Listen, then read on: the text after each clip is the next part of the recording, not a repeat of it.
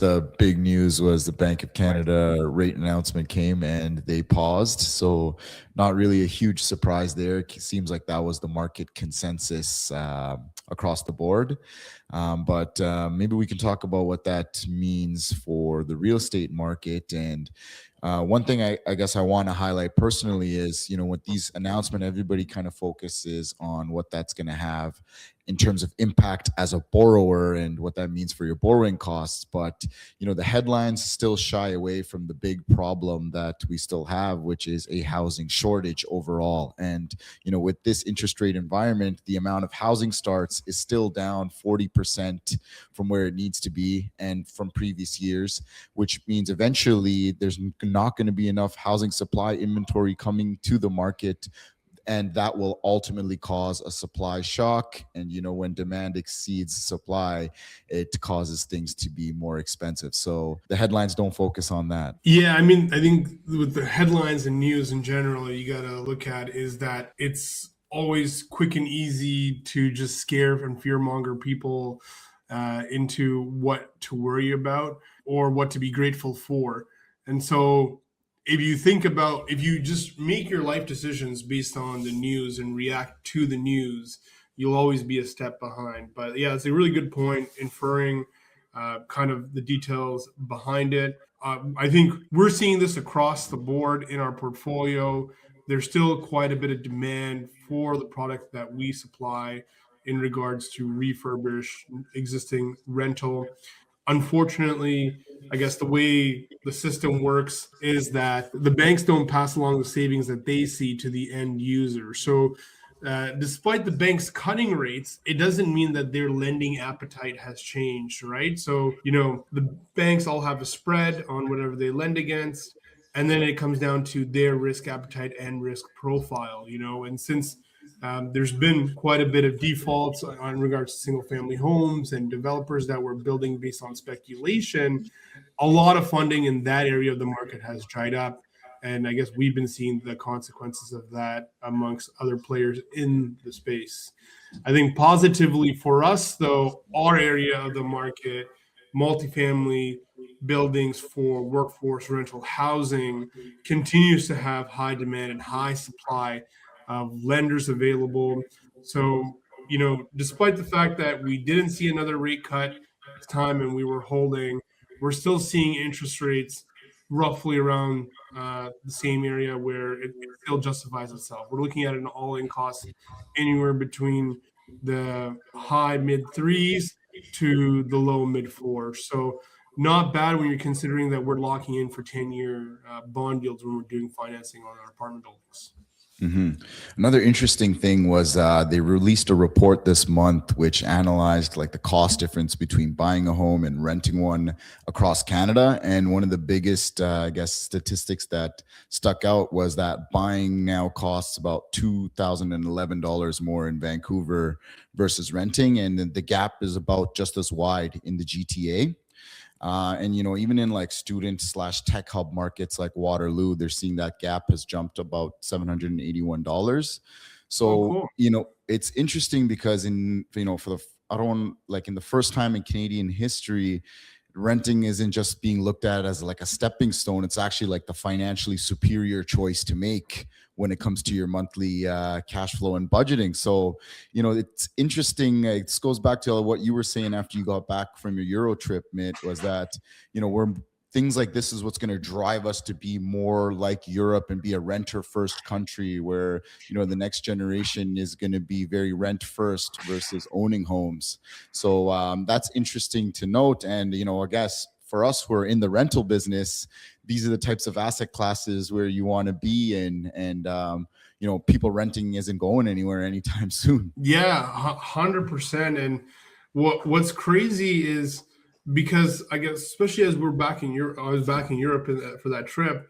You saw that wealth gap disparity, right? It's either you were, part of the really well-off class where your families had money for generations, or you have a job. It's a well-respecting paying job, but between taxes and everything, you can't really save much. And buying a house is great, but then you have no life. And it's funny, my little cousin said this. He's like, he bought his house. It's smaller than what he wanted to buy it when he came and saw our houses here in Canada. But he said, Mitt, I don't want to live my whole life trying to be basically a brick in my house because I have no money to do things. So yeah, obviously people are seeing, hey, let me go rent instead, save that money. I can use that either for investing or for their own personal joy. And I guess uh, coming back to where we're at here in Canada, we're seeing that delay, let's call it Europe effect, where there's a pressure on wages. Wages hasn't really kept up with lifestyle costs, and if you don't come from wealth, life is becoming much more difficult. And I guess this is a good transition here, but it's also not helping that there's a limitation in wage growth because we're now seeing AI entering the workplace and impacting people's jobs and roles as well.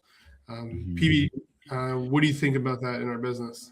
Yeah, it's really interesting because initially, we're very technology forward, and we try to implement technology as best as possible to gain competitive advantages where we can. And before we really took a dive and thought about it, when I just generally was like, how can we implement AI in our real estate business? Especially property management, which is traditionally very hands-on, and you're dealing with tenants, and it's very a people business. It didn't really jump out at me as something that is going to make a huge change to us right away. But as the three of us have come together and really looked at areas where we can implement it and make changes, like I think we've found a lot of efficiencies, and I'm really excited about that. The role of the property manager as technology and all the related systems to it has been changing rapidly, right?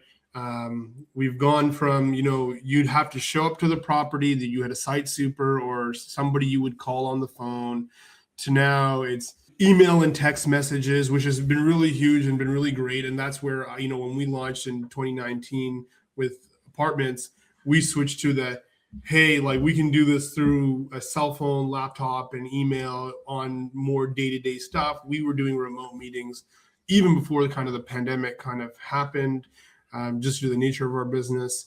And now with the different type of AI tools that we've been investigating and some companies that we've been chatting with, we're starting to look to implement basically rapid response now in the day and age of like the TikTok, social media AI, where people want, an answer within 2 seconds, quickly. Like you are their number one. You are. They want their problem dealt with as if they're the only problem in the world. And Mhm. in order to provide that service, it's very difficult for property managers or even humans to do so, just because your time and attention is distracted in multiple places. Yeah. Introduce. One thing I want to add there, Mitt, is when you really look at property management and peel back the layers, it really turns out to be a customer service type job. Outside of the chasing rents and following up with delinquencies and things like that, a lot of it is tenant complaints, issues, problem solving, which once we peel back the layers and realize that at the core is what the role is really about, you can use AI to do much more logical problem solving and come up with solutions and different options for how a problem can be solved. So, that's where it kind of jumped out to us that AI is the way to go with the property manager role. 100%. And I know we're exploring and implementing it so that this customer service is happening quicker. I think AI has allowed us to grab AI and like software improvements in the past year that we've been implementing and looking at has allowed us to get better insights into our business and utilizing those metrics, especially as two guys who are CPAs, data driven in our decision making. It's Mhm. been great for us, even though we're not coders ourselves.